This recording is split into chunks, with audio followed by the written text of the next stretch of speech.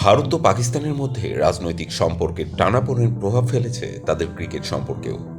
2025 champions trophy ও ভবিষ্যতের ICC টুর্নামেন্টগুলো নিয়ে দুই দেশের অচলাবস্থা ঘিরে ছিল চরম উত্তেজনা। তবে আইসিসির মধ্যস্থতায় একটি সমঝোতামূলক সিদ্ধান্তে পৌঁছানো গেছে।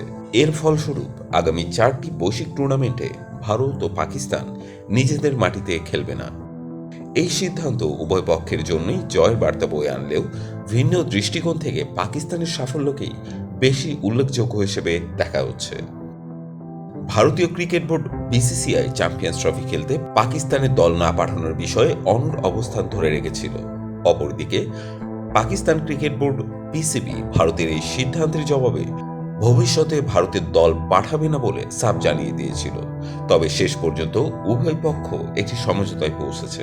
পিসিবি 2025 চ্যাম্পিয়ন্স ট্রফির আয়োজক হিসেবে থাকছে এবং ভবিষ্যতে ভারতের মাটিতে না গিয়ে নিরপেক্ষ ভেন্যুতে খেলার সিদ্ধান্ত বাস্তবায়ন করতে পেরেছে।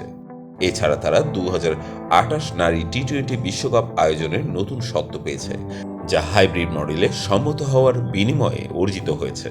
পাকিস্তানের সাবেক অধিনায়ক জাভেদ মিয়াঁদাদ বলেন, পিসিবি বুদ্ধিমত্তার সঙ্গে পরিস্থিতি সামাল দিয়েছে।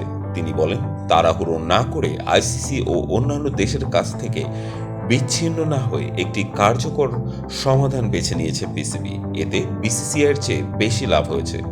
চ্যাম্পিয়ন্স ট্রফির বাইরেও একটি আইসিসি টুর্নামেন্ট আয়োজনের সত্ত্ব পাওয়া পাকিস্তানের জন্য বড় সাফল্য। ভারতের প্রভাবশালী আর্থিক শক্তি থাকা সত্ত্বেও পাকিস্তান তাদের অবস্থান ধরে রাখতে পেরেছে। সাবেক ক্রিকেটার ইকবাল কাসিম বলেন, এটি পাকিস্তানের জন্য বড় অর্জন যে সামনের আইসিসি টুর্নামেন্টগুলোতে ভারতে খেলতে যেতে হবে না। 2025 সালের চ্যাম্পিয়ন্স ট্রফির নিরপেক্ষ ভেন্যু এখনও নির্ধারণ হয়নি, তবে পিসিবি দুবাই এবং কলম্বোকে সম্ভাব্য ভেন্যু হিসেবে বিবেচনা করছে।